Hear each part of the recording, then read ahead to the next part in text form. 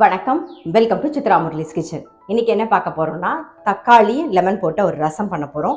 அதுக்கப்புறம் வெண்டைக்காய் கறி பண்ண போறோம். தக்காளி லெமன் ரசம்னா நம்ம இரு புளி குழம்பெல்லாம் பார்த்துருப்போம்ல, அதே மாதிரி இதில் 3 புளி சேர்க்க போறோம். அதாவது தக்காளி, புளி, அதுக்கப்புறம் லெமன், இது 3த்தையும் சேர்த்து தான் நம்ம இன்னைக்கு ரசம் பண்ண போறோம். ஃபர்ஸ்ட் இந்த பக்கம் கடாயில் எண்ணெய் விட்டுருக்கு, அது நல்லா காஞ்சின்னு இருக்கு. அதுக்குள்ள ரசத்துக்கு இந்த பக்கம் கொதிக்க வச்சுக்கலாம். நான் எப்பயும் போல ஒரே ஒரு தக்காளி, கொஞ்சம் உப்பு, கொஞ்சம் கருவேப்பிலை கையில் கசக்கி போட்டிருக்கேன்.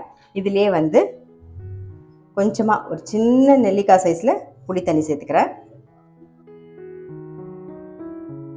கொஞ்சம் மஞ்சள் பொடி, அதுக்கப்புறம் ரசப்பொடி. ஜஸ்ட் இது ஒரு கொதிக்கட்டும். இந்த பக்கம் கடாயில் எண்ணெய் விட்டுருந்தோம், காஞ்செடுத்து வெண்டைக்காய் கறிக்கு தாளிச்சிடலாம். கடுகு, உளுத்தம் பருப்பு, கொஞ்சம் கருவேப்பிலை, கட் பண்ணி வச்சிருக்கிற வெண்டைக்காயை சேர்த்துடலாம். இது கூடவே மஞ்சள் பொடி, தேவையான உப்பு, நல்லா மிக்ஸ் பண்ணிட்டு மூடி வச்சிருவோம். வெண்டைக்காய் அப்படியே வேகட்டும்.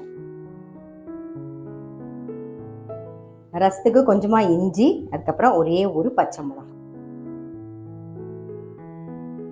இப்போ இந்த பக்கம் ரசம் ஆகட்டும். அதுக்குள்ள நம்ம பீட்ரூட் தோசைக்கு தான் ரெடி பண்ணிக்க போறோம். உங்களுக்கு ஆல்ரெடி தெரியும், திரு ஃபுட்ஸ்ல அதாவது மில்லட் பொங்கல் இருக்கு, எல்லாமே இருக்கா. இப்போ புதுசாக மாப்பிள்ளை சம்பாவில் பீட்ரூட் தோசை போட்டிருக்காங்க. ஸோ அது எப்படி பண்ணுறதுன்னு தான் நம்ம பார்க்க போகிறோம். டிஃபனுக்கு அதை தான் நான் பண்ண போகிறேன். ஸோ அதை உங்களுக்கு பண்ணி காமிக்கிறேன்.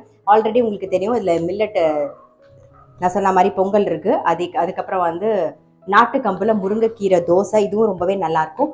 ஹெல்த் மிக்ஸ் இருக்குது. அதுக்கப்புறம் மில்லட் சப்பாத்தி மாவு இருக்குது. நிறைய வெரைட்டிஸ் இருக்குது. அவங்களுடைய அட்ரஸ், ஃபோன் நம்பர் எல்லாமே டிஸ்கிரிப்ஷன் பாக்ஸில் உங்களுக்கு கொடுத்துட்றேன். அமேசான்லேயும் இருக்குது. நீங்கள் வெப்சைட்டில் போய் அமேசானில் கூட நீங்கள் வாங்கிக்கலாம்.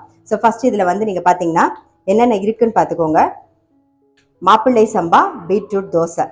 ஸோ ஃபஸ்ட் இதில் இந்த மாவு ரெடி பண்ணி வச்சுருப்பாங்க. ஆல்ரெடி இதுலேயே அவங்க சொல்லியிருக்கேன் இல்லையா, நல்லா காய வச்சு வெங்காயம், பச்சை மிளகாய், இஞ்சி, கருவேப்பிலை, கொத்தமல்லி எல்லாமே போட்டுருவாங்க. இல்லை எல்லாமே இருக்கு. இந்த மாவையும் இதில் போட்டுருவோம். நல்லா மிக்ஸ் பண்ணிடுவோம். உப்பு மட்டும் நம்ம சேர்க்க வேண்டியிருக்கும். இதில் இவங்க ஐட்டமில் எதுலேயுமே ப்ரிசர்வேட்டிவ் இருக்காது. அதனால நீங்கள் மினிமம் ஒரு 3 to 4 months வச்சுக்கலாம். இப்போ நான் இதில் எல்லாமே போட்டு மிக்ஸ் பண்ணிட்டேன். பீட்ரூட் தோசைக்கு நான் தேவையான அளவு ஒரே ஒரு கப் எடுத்து உங்களுக்கு பண்ணி காமிக்கிறேன். இந்த மாதிரி பேக்கெட் வாங்கி வச்சுட்டோன்னா நமக்கு அர்ஜென்ட்டுக்கு ஹெல்ப்ஃபுல்லாக இருக்கும், ஈஸியாக இருக்கும். டக்குன்னு பார்த்தோடனே எடுத்து உடனே ஒரு டிஃபனை பண்ணிடலாம். ஒரு கப்பு மாவு எடுத்திருக்கேன். இதுக்கு ஒரு 1.5 கப்பு தண்ணி கரெக்டாக இருக்கும். அதே கப்லேயே அளந்துக்கோங்க. 1, ஒரு அரை, 1.5 கப்பு. தேவையான உப்பையும் போட்டுருவோம்.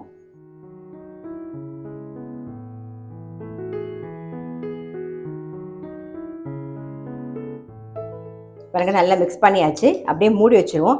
20 நிமிஷம் ஊறட்டும். ஊறினதுக்கு அப்புறமா நம்ம தோசை பார்த்துக்கலாம். இதுக்கு நீங்கள் தேங்காய் சட்னி, தக்காளி சட்னி எல்லாமே நல்லாயிருக்கும். ஆல்ரெடி நீங்கள் திரு ஃபுட்ஸில் நீங்கள் ப்ராடக்ட் வாங்கிட்டு இருக்கீங்க. உங்கள் எல்லாருக்குமே தெரியும் அதில் ரொம்பவே நல்லாயிருக்கும் அப்படின்னு சொல்லிட்டு. அதில் என்னென்ன இருக்குங்கிறதையும் நான் டிஸ்கிரிப்ஷன் பாக்ஸில் கொடுத்துட்றேன். அவங்களுடைய நம்பர், அப்புறம் அமேசானுடைய வெப்சைட் அட்ரஸ் எல்லாமே கொடுத்துட்றேன். நீங்கள் ஃபோன் பண்ணி கேட்டும் வாங்கிக்கலாம். அப்படி இல்லைன்னா அமேசானில் கூட ஆர்டர் பண்ணிக்கலாம். இப்போ நம்ம ரசத்துக்கு வந்துடலாம். ரசம் நல்லா கொதிச்செடுத்து புளி தண்ணி, இதுக்கு பருப்பு ஜலம் சேர்த்துடலாம்.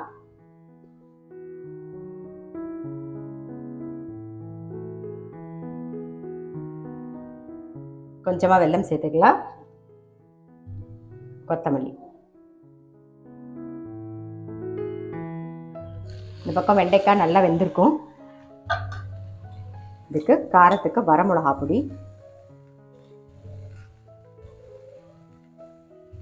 அப்புறம் கொஞ்சம் பெருங்காய பொடியும் சேர்த்துடலாம்.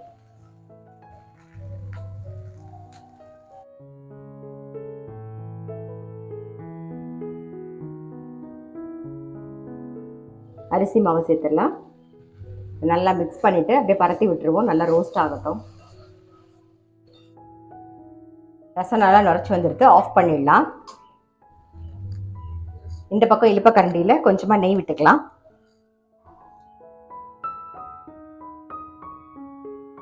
கடுகு, சீரகம், கொஞ்சம் மிளகு சீரகப்பொடி, கருவேப்பிலை.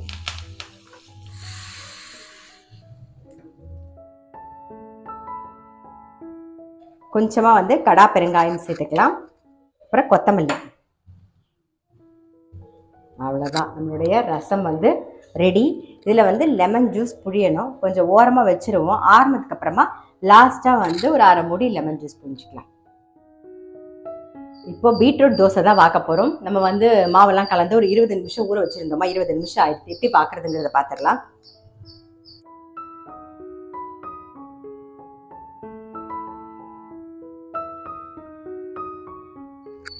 இந்த பீட்ரூட் தோசையில் வந்து மாப்பிள்ளை சம்பா அரிசி, அப்புறம் பீட்ரூட் இருக்குது, அதுக்கப்புறம் வெங்காயம் இருக்குது, கருப்பு உளுத்தம் பருப்பு, மிளகு, சீரகம், இஞ்சி, பெருங்காயம். இதெல்லாம் வந்து அந்த இஞ்சி பெருங்காயம் இதெல்லாம் வந்து அவங்க ட்ரையாக வந்து காய வச்சு தான் வச்சுருப்பாங்க இந்த பேக்கெட்டில். இந்த மாவில் மிக்ஸ் பண்ணிவிட்டு உப்பையும் சேர்த்துட்டு தேவையானதை எடுத்து போட்டு நீங்கள் வந்து அந்த அளவுக்கு தண்ணி விட்டு ஒரு கப் எடுத்துக்கிட்டிங்கன்னா 1.5 கப்பு தண்ணி விட்டு கொஞ்சம் உப்பையும் போட்டு நல்லா மிக்ஸ் பண்ணிவிட்டு ஒரு 20 நிமிஷம் ஊற வச்சு பார்த்தீங்கன்னா டக்குன்னு தோசை ரெடி ஆகிடும். இதுக்கு வந்து சட்னி, தேங்காய் சட்னி, தக்காளி சட்னி எது வேணாலும் நல்லாயிருக்கும். பாருங்க, ரொம்ப சிம்பிள், டக்குன்னு முடிஞ்சிடும்.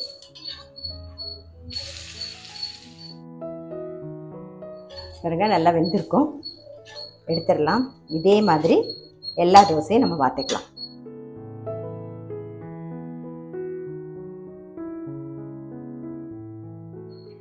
நம்மளுடைய ரசமும் வந்து லைட்டாக ஆறி இருக்கு. இதில் லெமன் ஜூஸில் அரை மூடி லெமன் ஜூஸ் புழிஞ்சு அதை ஊற்றுறேன்.